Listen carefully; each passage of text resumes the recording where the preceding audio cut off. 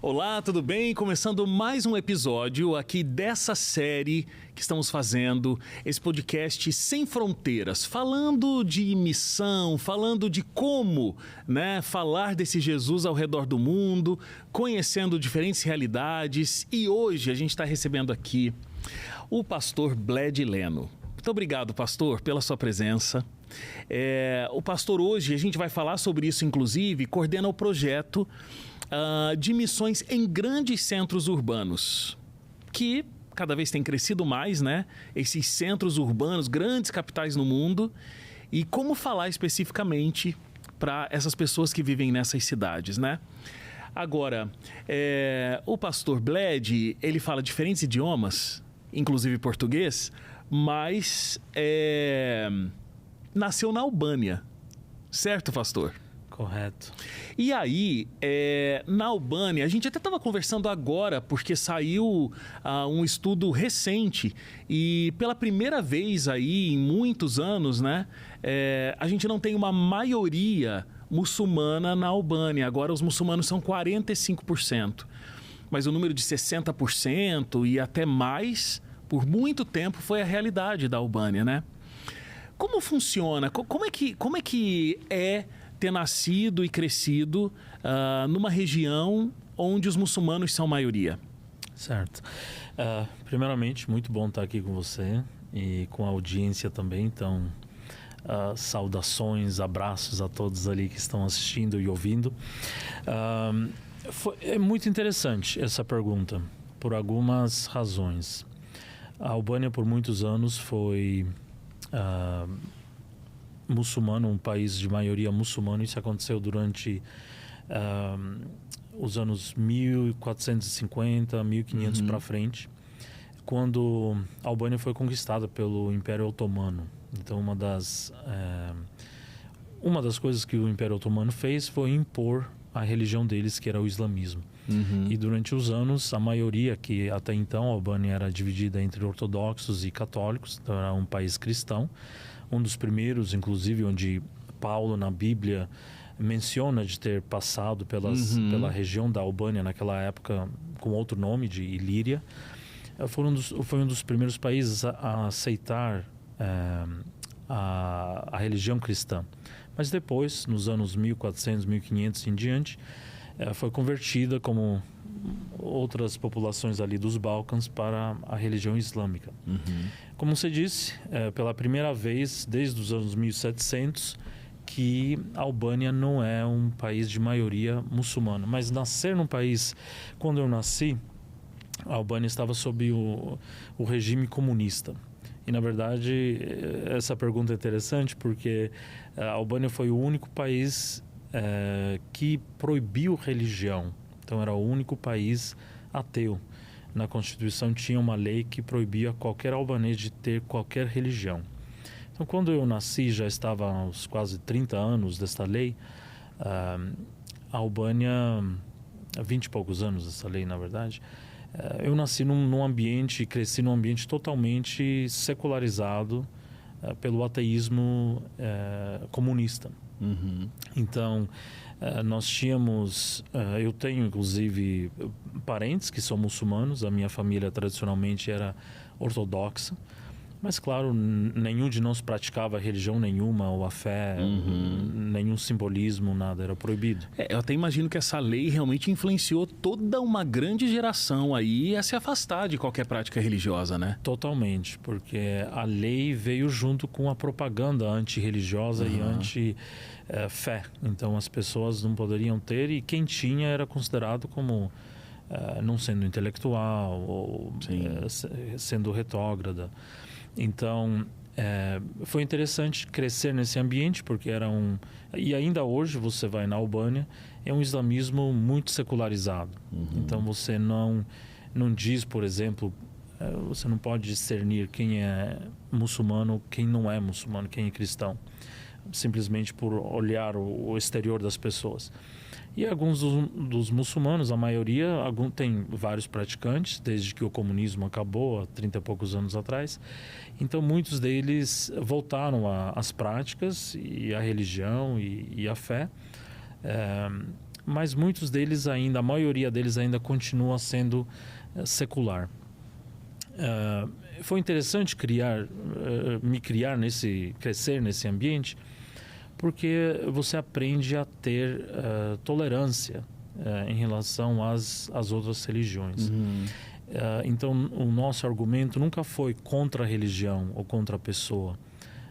Era apenas algo interessante, diferente, que a outra pessoa tinha, que você não tinha. Você era de uma origem cristã, que também não entendia-se muito o que era, mas você tinha amigos, vizinhos ou até parentes, como no meu caso, que eram de outra religião, mas era apenas algo diferente que eles tinham como parte da identidade deles.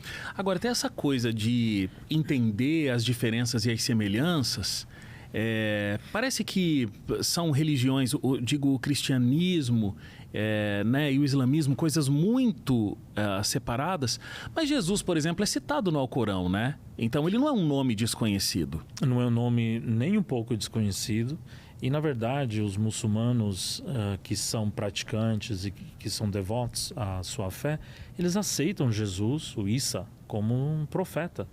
Então, como alguém que recebeu a revelação de Deus e que fala muitas verdades. Então, não somente ele é mencionado no Alcorão, como também muçulmanos islâmicos são encorajados a seguir os ensinamentos de Jesus. Agora, ele só é isso, né? É um profeta, não necessariamente Deus que se fez homem. Sim, essa é a distinção talvez principal. Tem muitas nuances ali teológicas que os especialistas em islamismo poderiam dar mais detalhes, mas sim, não é aceito como, obviamente, não é aceito como filho de Deus ou próprio Deus que tomou a forma humana, mas alguém que recebeu uma revelação muito especial, assim como Maomé, que recebeu uma revelação muito especial de Deus. Então, são as revelações de Deus pelos séculos, não é? Pelos milênios e pelos séculos. Mas é bastante respeitado e, às vezes, Wagner, é respeitado até mais do que cristãos. Porque muitas vezes quando cristãos lançam filmes, por exemplo, ou musicais, até ridicularizando a fé cristã ou o próprio Cristo, são os irmãos muçulmanos que levantam e que condenam, que defendem e condenam aquela crítica ou muitas vezes aquela ridicularização que acontece através de cristãos que sabemos não são cristãos seculares ou são cristãos não praticantes. Outro ponto de aproximação, talvez, que eu veja entre as duas religiões, as duas práticas religiosas, é a oração, né? Porque existe uma prática muito grande dentro do islamismo da oração.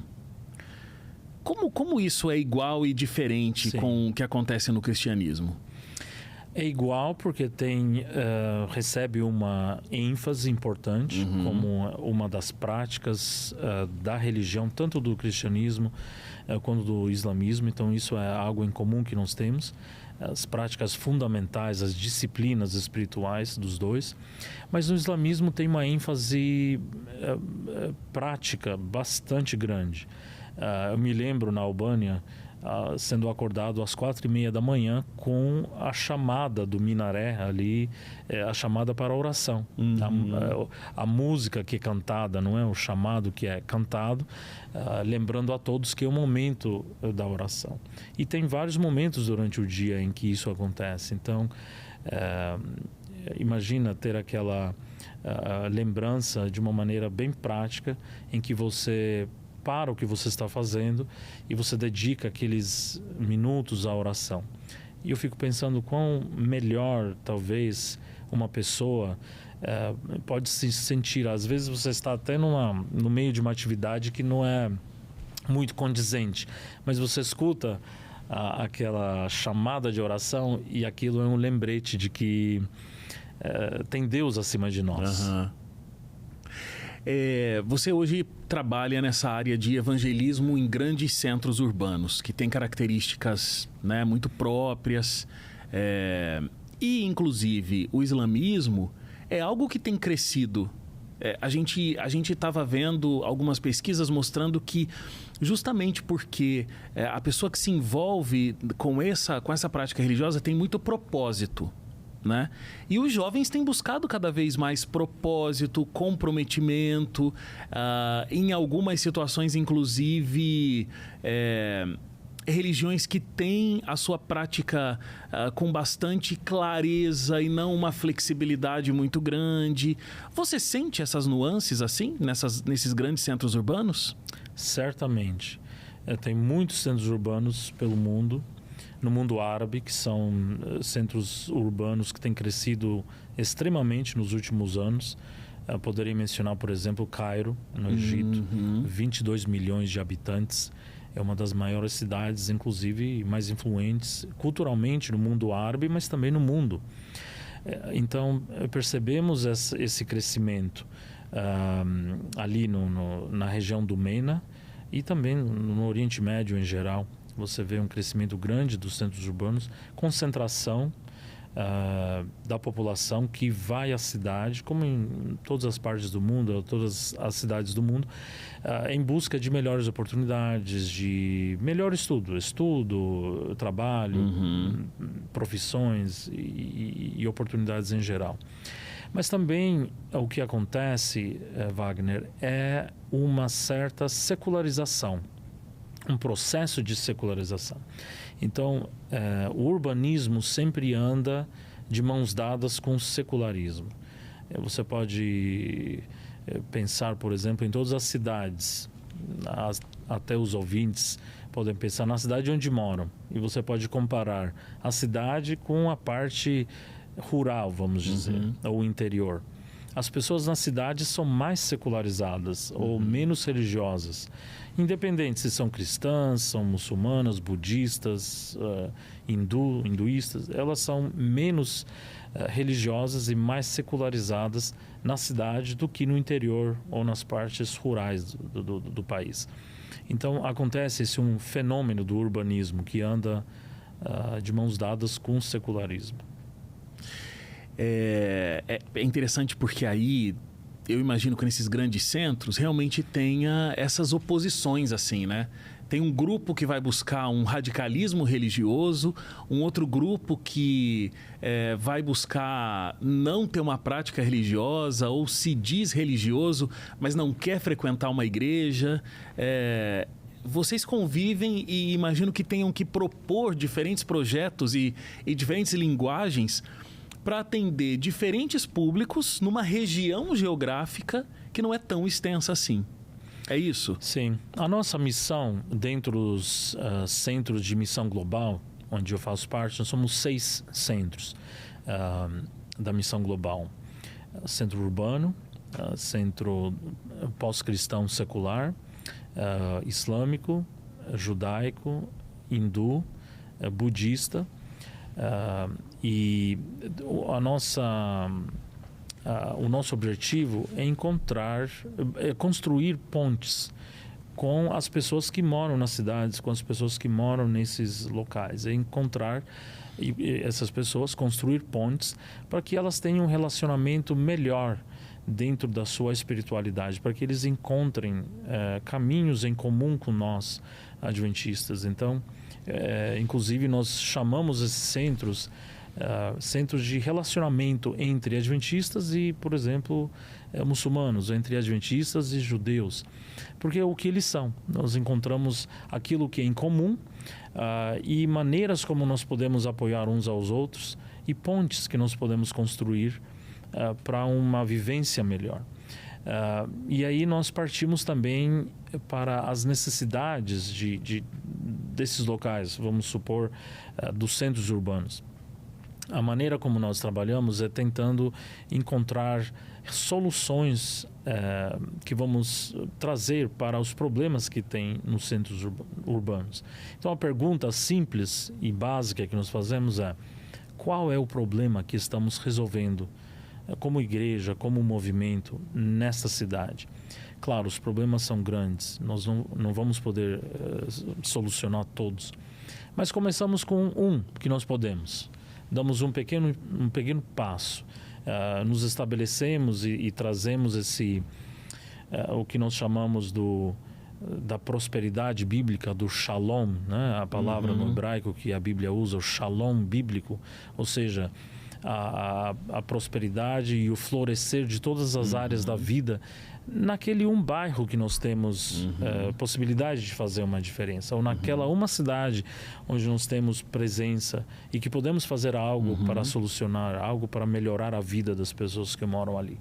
Então essa é a nossa abordagem. Começamos por aí e aí a criatividade vem. Sim, criatividade. Eu imagino que tem que ter muita também. Porque essas pessoas, nesses grandes centros urbanos, são grandes centros comerciais também. Então, as pessoas, elas moram em grandes prédios, elas não são acessíveis. Além de não estarem acessíveis fisicamente, elas também não têm tempo ou não querem ter tempo para, de repente, conhecer uma pessoa nova, estabelecer um contato para aí, né, se ter um aprendizado religioso, uma mudança nesse sentido. Como é que se chega a essas pessoas nesses grandes centros? Olha, nos últimos anos tem tido muitos estudos sociológicos e antropológicos, principalmente no que diz a respeito aos centros urbanos. Porque é a primeira vez no mundo, na história do nosso mundo, que a maior parte da população do mundo hoje é urbana e não rural. É a primeira vez, nunca tem acontecido na história do mundo. Então, hoje são 54% da população mundial, são 4,2 bilhões de pessoas que moram em cidades. Isso nunca tem acontecido. E a projeção é que daqui para frente, até o ano 2050, 68% da população, então quase 2/3 da população do mundo vai estar morando em grandes cidades. Nossa. Então você pode até taxar isso de a revolução urbana. Então talvez uma das coisas, um dos legados da nossa geração, imagino que vai ser, são duas, é o urbanismo e o secularismo. Porque, como eu disse antes, eles andam juntos. Então, como que alcança pessoas, como você disse, que moram em prédios ou em condomínios fechados? Muitos deles, em cidades, você vê pessoas que são muito ricas, você vê a classe média e pessoas que são muito pobres. Então, você vê os grandes contrastes. Como que você alcança pessoas dessa gama tão variada, não é? Dos mais ricos aos mais pobres? Esses estudos antropológicos, sociológicos, tem até um sociólogo americano, Oldenburg, que diz em relação a coisas em comum que centros urbanos e pessoas que moram em centros urbanos, os urbanites, né, em inglês, os urbanos, têm em comum no mundo todo. E é que eles todos precisam de um terceiro lugar. O que é um terceiro lugar? Se chama terceiro lugar porque é baseado no fato de que o primeiro lugar, sociologicamente falando, é o nosso lar, é a nossa casa, é onde nós moramos. Então ali é o primeiro lugar. Mas o primeiro lugar é natural, é orgânico, é o que todos nós temos, ou a maioria das pessoas tem, e aqueles que não têm, têm a possibilidade de formar o seu. Mas ao mesmo tempo que é orgânico e natural, ele também é um pouco estruturado e forçado de uma maneira, porque você tem papéis ali a desenvolver dentro do primeiro lugar. Então você é o pai ou é a mãe, tem os filhos, você, se é o filho, você tem os pais, às vezes tem os avós, tem os tios que moram junto. Quando você recebe alguém, você é o hóspede e você também está recebendo alguém. Então, tem esses papéis que têm que ser sempre desenvolvidos. O segundo lugar é o lugar de trabalho. Então, o lugar de trabalho onde todos nós estamos. E ficamos muito tempo do nosso dia. Passamos muito tempo do nosso dia. Mas ele também é muito estruturado. É um lugar onde você tem concorrência, é um lugar onde você tem papéis também a desenvolver, um lugar onde você é o chefe, você tem chefe. Eu tenho descoberto que todos nós temos um chefe, todo mundo tem um chefe. Sempre. Sempre. Então, é também necessário, porque é ali que você vai ganhar o teu pão cada dia, o sustento para o pessoal e da família. Então, as pessoas, especialmente em cidades que vivem vidas muito corridas e muito ocupadas, elas têm o primeiro lugar, mas não é o suficiente. Tem o segundo lugar, mas também não é o suficiente. Então, sociólogos dizem que os urbanos, os moradores urbanos, precisam desse terceiro lugar. E o terceiro lugar é um lugar que você escolhe. É um lugar neutro. É um lugar onde não tem essas exigências ou essa estrutura. Então, nós vemos o crescimento, principalmente da nossa era moderna e pós-moderna, dos cafés, por exemplo, dos restaurantes, das cafeterias, dos Starbucks e tudo mais, dos parques, lugares neutros onde as pessoas precisam se conectar com outras, precisam descansar, relaxar, e são lugares onde você está ali para criar uma comunidade. Por isso que eles são chamados de o terceiro lugar. Uhum. Então, todas as cidades têm essa característica. Os moradores urbanos têm essa necessidade em comum. Não importa a cidade onde você mora, em que país, ou se é desenvolvido ou subdesenvolvido. Todos têm essa necessidade. E ali nós temos uma grande ferramenta que nós podemos usar. E é engraçado porque nós sempre, quando vemos algo que está nos meios sociológicos e tudo, nós pensamos... A primeira coisa que nós pensamos é: o que Ellen White falou sobre isso? Então, nós vamos e lemos o que ela fala sobre isso. E é muito interessante porque 100 e poucos anos atrás, ela menciona exatamente isso. E ela menciona uma visão que ela tem de Deus. E o interessante dessa visão é que ela diz que ela tem recebido isso com muita ênfase. Ela recebe repetidamente de Deus, dizendo que nós não devemos, como adventistas, não devemos construir grandes centros, grandes prédios nos centros urbanos, mas nós deveríamos focar em começar, em plantar pequenas instalações que seriam centros de influência. Então, esse terceiro lugar, no nosso linguajar adventista, é o centro de influência. Que por isso, nos últimos anos, nós temos ouvido muito e temos enfatizado muito esse conceito do terceiro lugar. Então, respondendo de uma maneira sucinta a tua pergunta anterior, que eu dei um contexto bastante... Sim, mas importante para a gente entender. É através dos centros de influência.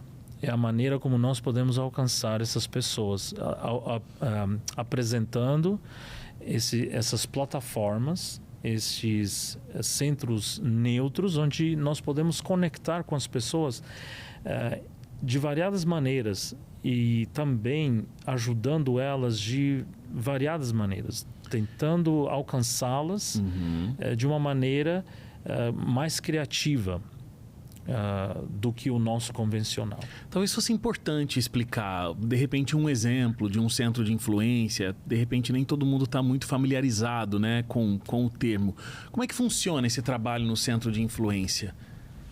O centro de influência tem vários pelo mundo. Por exemplo, eu posso mencionar um onde eu estou envolvido como um dos nossos projetos piloto na Europa, na Escandinávia, especificamente em Oslo.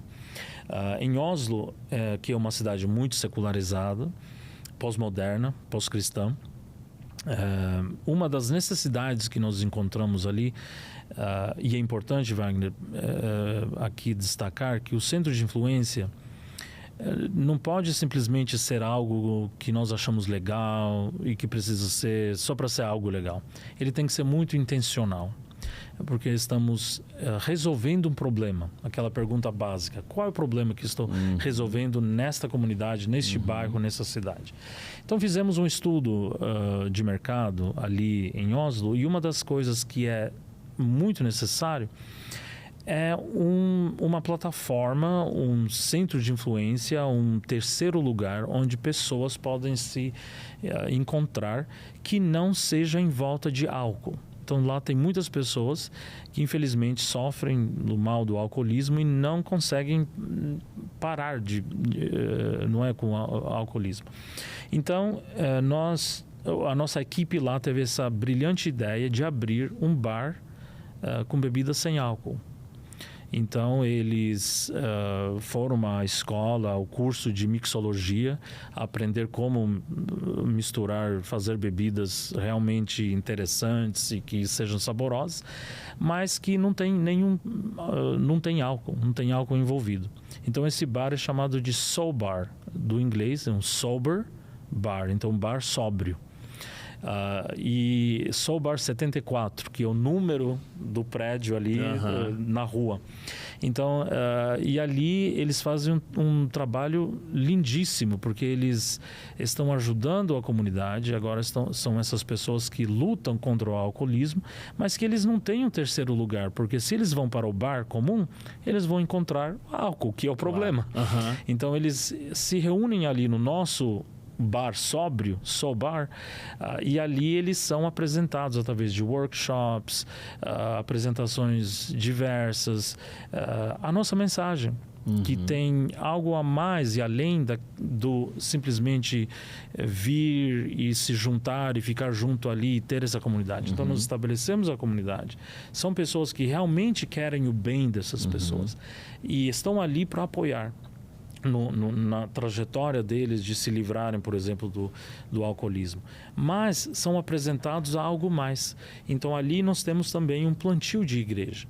Que aqueles que na sua jornada espiritual estão descobrindo mais de Deus, eles podem também se juntar a esse plantio de igreja que está ali, que fala o mesmo linguajar, que são aquelas mesmas pessoas que eles encontram ali no bar sóbrio, mas que eles agora fazem parte também dessa jornada espiritual deles. Então, centros de influência, eles são uma plataforma para levar as pessoas a um patamar mais alto espiritual. Então, ao mesmo tempo que nós estamos solucionando um problema ali social, nós não estamos parando ali. Nós estamos levando elas para o próximo passo.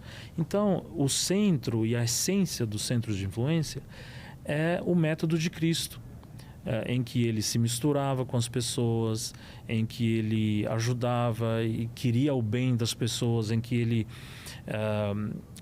trazia uma solução para os problemas que as pessoas tinham. Ele ganhava a confiança das pessoas e finalmente ele chamava elas a segui-lo. Então nós fazemos o mesmo através dos centros de influência. Então um centro de influência próprio, digamos assim, é aquele que cumpre todos esses 5 passos do método de Cristo. Não é só o que se mistura com as pessoas, não é aquele que traz uma solução para os problemas, não é somente aquele que ganha a confiança das pessoas, mas é aquele que vai até o fim, que chama as pessoas a seguirem a Jesus, que é esse próximo passo espiritual que nós oferecemos. Então, esse é um exemplo ali da Escandinávia, mas temos vários. Eu poderia mencionar ali de Copenhagen, por exemplo, na Dinamarca, um outro centro de influência que temos bem no centro da cidade, que é um brechó. E ali as pessoas vão para comprar roupas, mas também encontram uma comunidade. Em Tóquio, no Japão, temos um centro de influência recém-aberto, que está alcançando mães e famílias jovens que são jovens e que têm filhos pequenos e que precisam de um local para vir e passar tempo juntos. Eu estive lá 2 ou 3 sábados atrás e foi lindo ver crianças e suas famílias vindo ao nosso centro de influência aos sábados E a história infantil que estava sendo dividida com elas, pela primeira vez era da Bíblia. E era a primeira vez que essas famílias que vêm de um contexto secular, mas um contexto budista e shintoísta, que é o contexto ali da cosmovisão japonesa, primeira vez na vida delas que elas estão ouvindo e vendo uma história da Bíblia de Jesus.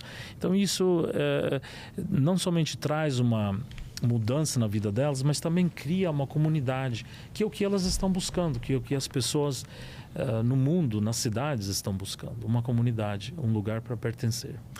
Toda vez que a gente fala sobre evangelismo, isso está ficando cada vez mais claro a cada episódio que a gente grava. A gente precisa buscar pontos semelhantes, né, com essa população que a gente está ali para falar sobre Jesus. E a partir disso, né, desenvolver um diálogo. E um diálogo sem querer impor, inclusive, né? Exato. Precisa se criar um relacionamento e a partir desse relacionamento, conforme vai tendo esse interesse, o assunto religião, o assunto Cristo como Salvador, ele vai aumentando. Eu fiquei pensando, você descrevendo esses centros de influência, né? Essas famílias indo lá, por exemplo, no Japão, e aí numa primeira vez tem uma história bíblica. Mas eles já tinham ido outras vezes e não necessariamente a história bíblica foi falada, né? Então, como é que é essa medida? Quando é que vai se entendendo como essa mensagem vai evoluindo? Porque a grande questão eu não vou impor a minha crença, não vou impor o que eu acredito, mas ao mesmo tempo eu não vou esconder. Exato. Então, como é que se faz essa gangorra assim, entre esses dois, né, limites? Eu acho que você acabou de dizer, o segredo está ali. Nós não estamos impondo, mas também não estamos escondendo. Porque desde o princípio, uma coisa que nós temos que entender é que assim como nós percebemos a intencionalidade dos outros, os outros também percebem a intencionalidade nossa. Não dá para esconder isso. Não dá para esconder. E não deveríamos nem pensar em esconder, não tem porquê. O que nós temos é algo fantástico que nós deveríamos partilhar. Dentro do respeito em relação à liberdade dos outros, assim como nós queremos a nossa liberdade de expressão e de opinião, também as pessoas têm a sua liberdade. Então, eu acho que a primeira coisa é a sinceridade. A sinceridade no ser. Naquele método de Cristo que eu mencionei, está também ali. Jesus amava as pessoas e ele se comportava com elas como alguém que queria o bem delas. Então, se nós viemos com essa sinceridade de que queremos o bem, simplesmente eu quero o teu bem. Eu não quero necessariamente te proselitar, te evangelizar, te batizar. Talvez aquilo vai acontecer se você escolher. E se você realmente abre o coração, a força que está trabalhando dentro de ti, o Espírito Santo, ele tem essa força e ele vai fazer essa mudança. Mas ele vai usar a mim, a você, as nossas atividades, a nossa iniciativa, por exemplo, com o Centro de Influência, para que sejamos ferramentas nesta jornada, que essa jornada é tua, do público com Deus. Nós somos apenas as ferramentas que Deus está usando. Então eu acredito que vindo com sinceridade e vindo com uma certa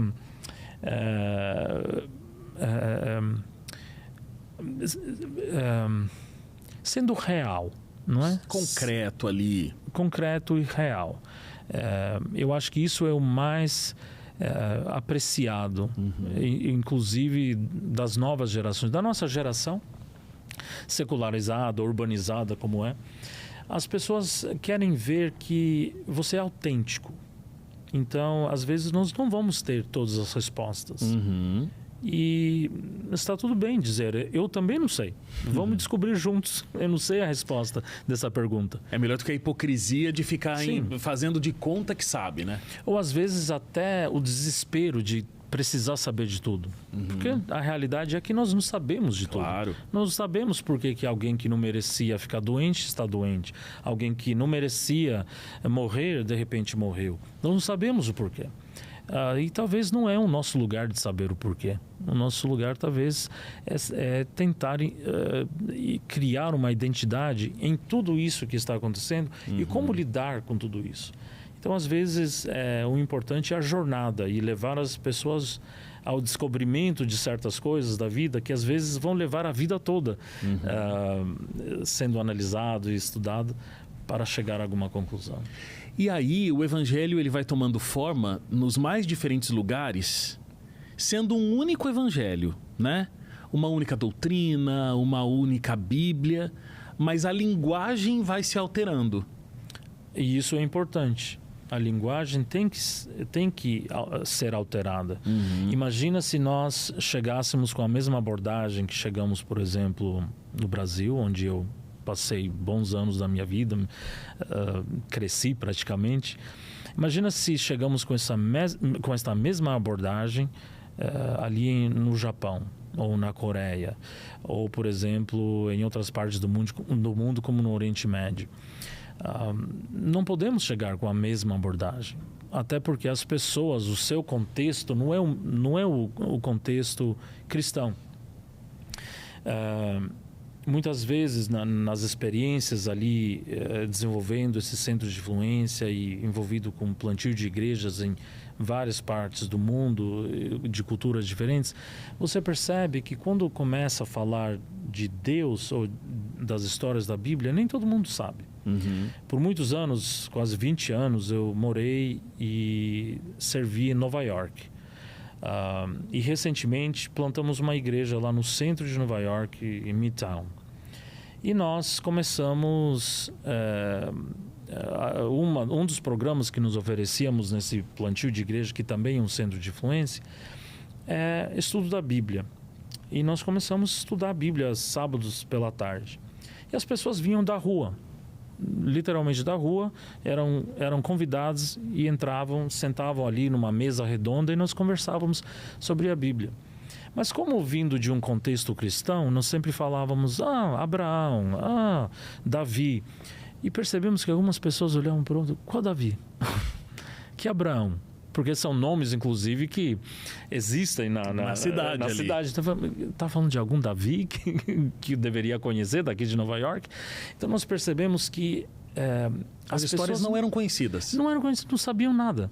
Então chegamos ali na nossa equipe, na nossa discussão e falamos, eu acho que temos que parar esse estilo de estudo da Bíblia que estamos fazendo e começar a contar a história da Bíblia, porque eles não conhecem, eles não sabem. Olha o que estão perdendo, a história de Davi, a história de Abraão, de Moisés. Então vamos começar do zero, do básico. E começamos simplesmente com a leitura da Bíblia. Esse é o nosso estudo lá. Todo sábado à tarde nos reunimos. Claro que tem estudos para pessoas que estão mais avançados ou que querem saber mais aprofundadamente da Bíblia, mas começamos sábados à tarde com a leitura da Bíblia, com todos os livros da Bíblia. E comentamos e respondemos perguntas que o público tem do que está acontecendo ali naquela história. Então percebemos que não podemos chegar em um lugar com as presunções que nós já temos de que isso é aceito, isso é entendido, isso é conhecido por todos. Não, pode não ser. E provavelmente se é num contexto internacional, não é. Então, como embrulhar isso? Qual a embalagem vai ser distribuído? Qual que é a embalagem que nós vamos escolher para embrulhar, não é? O Evangelho não muda, a mensagem não muda, a nossa essência da tríplice mensagem angélica e da mensagem do fim do mundo e tudo isso não muda, porque isso é bíblico. Muda o pacote. Muitas pessoas estão vivendo nas cidades, como você colocou, né? Nunca a gente teve tantas pessoas vivendo em centros urbanos, diferente de centros rurais. E aí, eu não preciso ir lá para Nova York, a maior cidade do mundo, no sentido comercial e tal, né? Para pregar o Evangelho. Eu posso pregar o Evangelho onde eu moro. Como qualquer membro da igreja adventista, qualquer cristão, pode pregar dentro da sua realidade, na sua cidade? Você tem alguma dica? Como é que a gente fala de Jesus nesses grandes centros? Eu acho que isso é o nosso dever como cristão. E é algo que a Bíblia deixa bem claro. Quando nós falamos de centro de influência, também devemos lembrar de que a pioneira fundadora da nossa igreja, ela fala dessas pequenas instalações de centros de influência nas cidades, mas ela também fala que nós somos centros de influência. Então começa conosco. Eu acho que cada um de nós tem que viver uma vida que condiz naquilo que acreditamos. Não usando a culpa ou tornando como se fosse algo obrigatório, que se nós não fizermos isso, algo negativo vai acontecer. Mas eu acho e creio que tem que sair do entendimento, primeiramente da gratidão por ser parte desse movimento, por ter essa verdade, por ter essa mensagem e querer partilhar aquilo com o mundo. Mas segundo, também pela responsabilidade pelos tempos em que nós vivemos. Então começa conosco, começa comigo individualmente, contigo individualmente, com as nossas unidades, o nosso centro de influência, a nossa família, o nosso primeiro lugar. E sendo um centro de influência no seu segundo lugar, no lugar de trabalho. E também alcançando as pessoas em outros níveis, que seria o terceiro âmbito, não é? O terceiro lugar. E desenvolvendo, trabalhando em equipe com outros da nossa fé, porque quando nós nos unimos podemos fazer grandes coisas. E também pondo aqui à disposição de todos os recursos que a igreja tem. Sim. Então, mesmo ali nos centros globais, de missão global, onde eu faço parte, nós temos recursos de treinamento, temos recursos até financeiros para ajudar nessas iniciativas. Então, nós, claro, trabalhamos em uníssono com os níveis da igreja, com a divisão, união e associação, mas estamos ali para servir a igreja, para servir individualmente e também a corporação, né? A igreja como um corpo de fiéis. Mas estamos ali para ajudar. Uma das maneiras onde pode-se ter mais informações é em inglês, esse site, mas é urbancenters.org. Então, urbancenters.org. E ali tem vários desses recursos e maneiras como alcançar esses recursos. Excelente. Pastor, muito obrigado.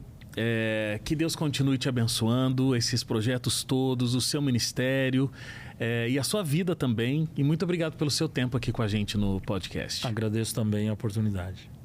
Obrigado a você também que aprendeu mais, né, de como falar de Jesus em mais uma região, né, como tem crescido essas áreas urbanas e como é importante falar de Jesus nesses terrenos, nesses territórios. Obrigado pela sua audiência, pela sua companhia e até o próximo episódio. Tchau, tchau.